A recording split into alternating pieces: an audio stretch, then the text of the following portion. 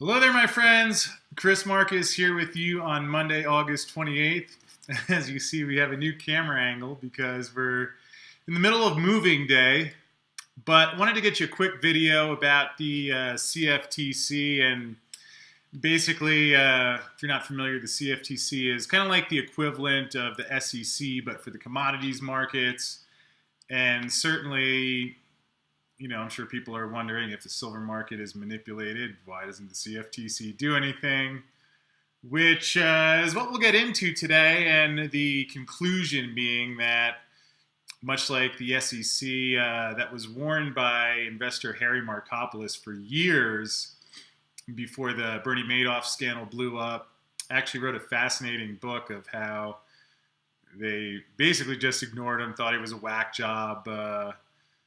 And I guess there was, if I remember correctly, I think there was some political, they just didn't want to do anything about it, similar to the CFTC.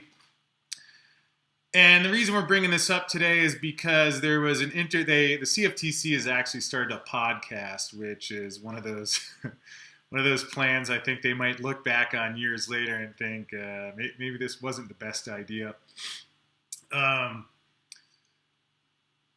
But over the weekend, the one that they released this time was with one of the new commissioners, James McDonald, and came across this in Ted Butler's column. Again, if you want something more useful than the CFTC, Ted Butler, who writes about the silver market, I wish he were policing the CFTC because then we might have a bit more of an honest market. But in his Saturday column, mentioned that James McDonald, one of the new commissioners, who Ted has mentioned several times. He's always heard James is an honest guy, doesn't compromise his morals or integrity, which had given some hope that maybe he would actually do something about the manipulation in the silver market because, while it's becoming more and more widely known, the amazing part is that it still goes on. And we're moving today, so I don't know if I'll get a chance to put the link to that down below. We'll see. But hopefully I can save you from listening to it because this thing was it was one of those moments where if you held out any faith in government or regulation or any integrity in our financial markets and system, well, it sure got crushed pretty thoroughly. Excuse me, we're moving day, so a little dusty in here, but again, I've never met James McDonald. I'm sure he's a good guy, although this interview that they had, this podcast, I mean, it was just it was an embarrassment. And I don't like to speak about other people like that, certainly people I haven't met yet, as someone that you would like to take as a man of, and I'm not questioning his honor or integrity, but they did it was about a 20-minute podcast where he talks about how we encourage people to come forward when they see evidence of wrongdoing. We encourage, like one of the things he was mentioning was how he'd like some firms to self-regulate. Which, okay, great. So we're going to wait for JP Morgan to come and say we've been manipulating the silver market for the last couple decades, and that's the plan. Essentially, he sat there talking for 20 minutes about how he wants people to report things, yet didn't once mention what's become one of the biggest stories in the financial markets, at least the alternative financial markets at this point. Probably don't read much about that in CNBC or the Wall Street Journal. But aside from that, it's difficult to imagine that they've gotten more mail about anything combined than the silver manipulation. Ted Butler talks about how he wrote to them. I know a lot of his readers wrote into the CFTC. I wrote into the CFTC a couple of years ago saying that, look, there's a lot of evidence that the markets are manipulated here. And the response I got was from Bart Chilton, who said, yes, you can see my comments in public records, which there's a reference to some of his interviews where he's publicly spoken out about the manipulation. Although he said it takes 3 out of 5 commissioners to win the vote to do anything. A few other quotes where, again, if James McDonald is really confused about where the evidence is, in an Andrew Maguire interview, which was released Friday and we'll dig more into tomorrow, he mentioned that, he had a Bart Chilton quote, and this was a quote: "I believe there's been repeated attempts to influence prices in the silver market.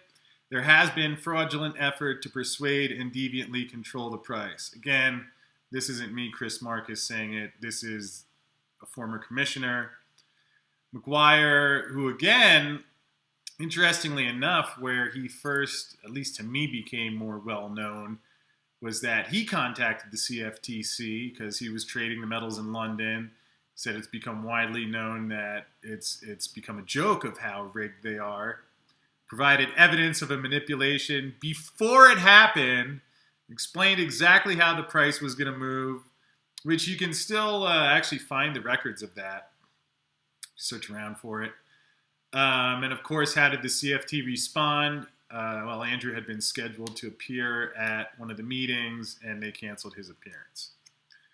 Andrew mentions that he actually spoke with the Department of Justice, and their answer was basically, well, what about the economic consequences? And of course, if James is really confused about what's going on, there, he needs to look any further than the Deutsche Bank trading transcripts that were released when Deutsche Bank paid out $100 million last year. And it's ironic because perhaps one reason maybe a few of us were holding out hope that McDonald and the other commissioners might do something. Remember a couple months ago, and we had a video about this, they actually reached an agreement with a former junior trader at Deutsche Bank named David Liu, where he confessed, said there was spoofing, all sorts of manipulative behavior.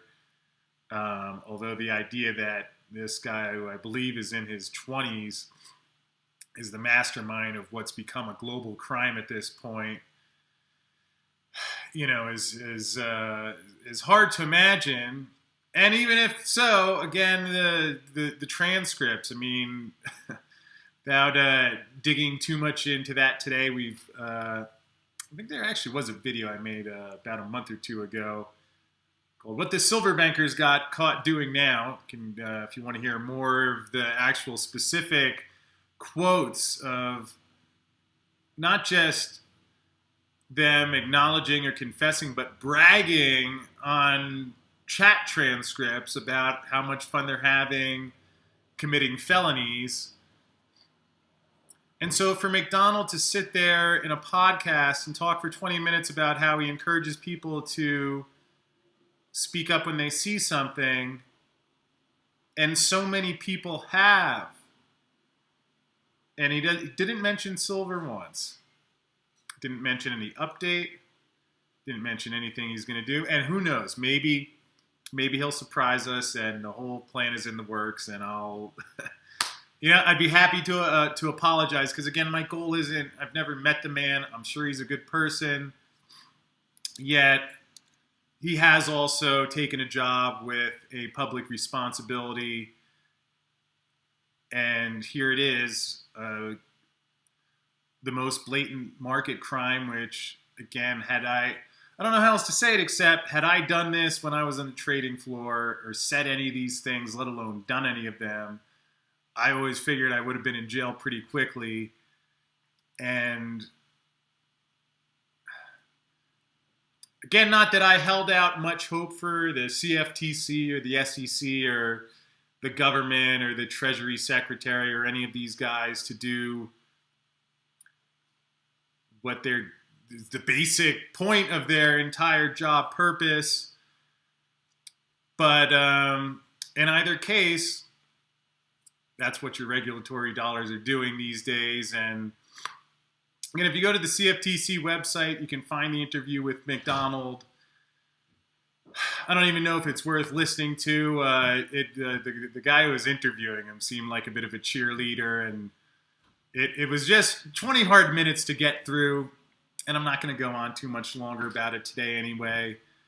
But again, showing just, I never imagined when I started researching this whole silver debacle the extent and magnitude of some of the parties I believe are involved. Again, I find it impossible that McDonald couldn't be aware of these things. I'm not saying that he's complicit, although given the evidence now that's out there, and there is at least some level of government that is either condoning it, looking the other way, whatever you want to call it. So I don't think the silver manipulation will be ended due to regulation or any sort of policing. Again, hey, you know what? If they come out tomorrow and they end the silver manipulation and it's James McDonald is the one to do it, I'd be happy to send an apology, and I'd be thrilled to be wrong about that. Although in the end, I continue to think it'll be simply when the market forces exert themselves. Again, in Andrew Maguire's interview over the weekend, which we'll get into tomorrow because it was pretty interesting. He continues to believe that between bullion coin and the Indian wedding season coming up, that soon the demand for physical is going to overtake the paper price, which sure be fine with me, and hopefully Andrew's right. But in either case, it will end one day. Probably won't be due to regulation, but in either case, hopefully we'll have better news tomorrow. And again, point not to bash the CFTC, although it was one of those things sitting there listening to it. You're like, this is a real shit show. So anyways, hope you're having a good day out there. I'm going to go finish moving. We'll be on the road this week, but I'm going to promise to get videos for the rest of the week. There you go. I'll put it on the line, and make sure you still stay tuned on what's happening and keep you posted on the developments that are going on. That said, hope you're having a wonderful day, and we will see you again tomorrow. Thanks.